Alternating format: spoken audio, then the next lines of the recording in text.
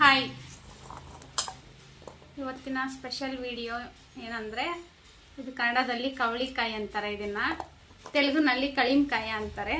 ಇದನ್ನು ಉಪ್ಪಿನಕಾಯಿ ಮಾಡೋಣ ಅಂತ ನಮ್ಮ ಅತ್ತೆಯವರು ನಾವು ಕುತ್ಕೊಂಡಿದ್ದೀವಿ. ಇಲ್ಲಿ ಬಿಸಿನೀರು ಇಟ್ಟಿದ್ದೀನಿ. ಒಂದು ಕುದಿ ಬರೋ ತನಕ ಇದ್ದರೆ ಸಾಕಿದು.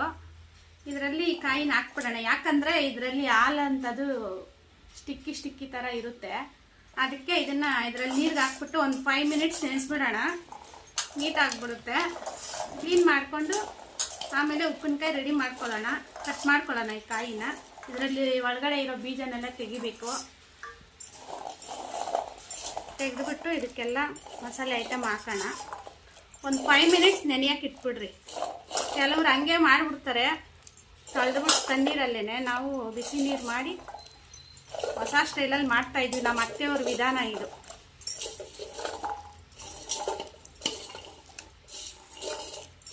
ಈ ಥರ ಎಲ್ಲ ಗಲೀಜಿರೋದೆಲ್ಲನೂ ನೀಟಾಗಿಬಿಡುತ್ತೆ ಕ್ಲೀನಾಗಿ. ಬಿಸಿನೀರಲ್ಲಿ ಹಾಕ್ರಿ, ತಣ್ಣೀರಿಗೆ ಹಾಕ್ಬಿಡ್ರಿ. ಹಾಕ್ಬಿಟ್ಟು ಒಂದು ಸ್ವಲ್ಪ ಕಲಿಸ್ಬಿಡೋಣ. ಒಂದು 5 ಮಿನಿಟ್ಸ್ ನೆನೆಸ್ಬಿಡೋಣ. ಇದನ್ನು ಸ್ಟಿಕ್ಕಿ ಎಲ್ಲನೂ ಕ್ಲೀನ್ ಆಗಿಬಿಡುತ್ತೆ.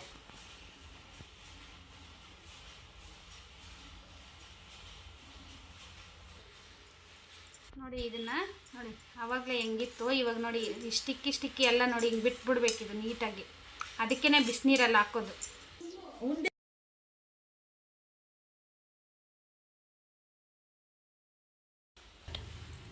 ನೋಡಿ ಇದು ನೀರೆಲ್ಲ ಡ್ರೈನ್ ಮಾಡಿಬಿಟ್ಟು ಈ ಥರ ಕಟ್ ಮಾಡ್ಕೊತಾ ಇದ್ದೀವಿ. ಕಟ್ ಮಾಡಿಕೊಂಡು ಇದು ಬೀಜ ಎಲ್ಲ ಆಚೆ ತೆಗೆದುಬಿಡ್ಬೇಕು. ಇದನ್ನು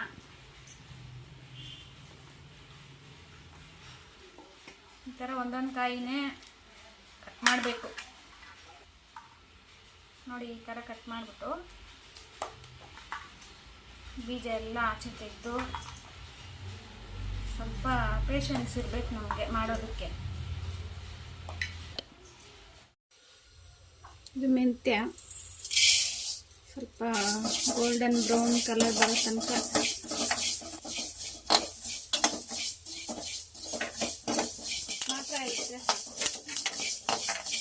ಮಾತ್ರ ಹುರ್ಕೊಂಡ್ಬಿಟ್ಟು ಇವಾಗ ಸಾಸಿವೆ ಹಾಕೋಣ. ಸಾಸಿವೆ ಹಾಕ್ತಾ ಇದ್ದೀನಿ. ಇದನ್ನು ಸ್ವಲ್ಪ ಹೊತ್ತು ಹುರ್ಕೊಂಡು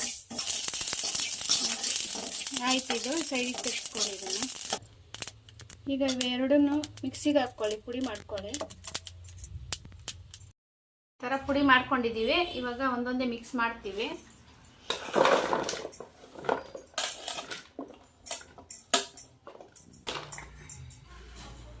ಸಾಸಿವೆ ಪುಡಿ,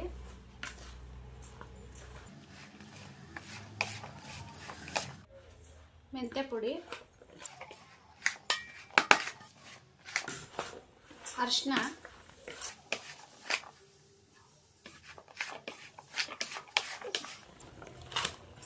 ಚಿಲ್ಲಿ ಪೌಡ್ರು, ಮೆಣಸಿನ ಪುಡಿ, ಉಪ್ಪು,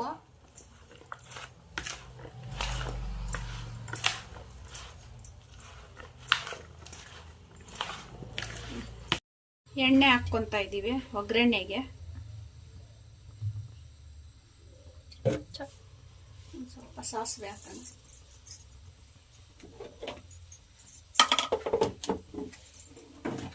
ಬೆಳ್ಳುಳ್ಳಿ,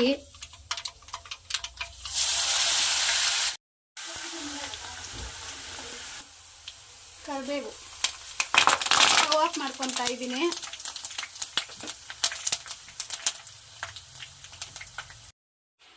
ಇದನ್ನು ಹಾಕ್ಬಿಡ್ತೀನಿ. ಇದರಲ್ಲಿ ಹಾಕ್ಬಿಟ್ಟು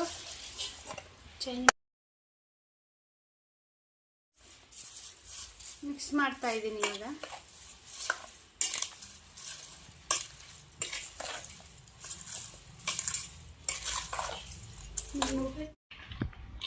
ಫುಲ್ ಈ ಥರ ಮಿಕ್ಸ್ ಮಾಡ್ಕೊಳ್ಳಿ.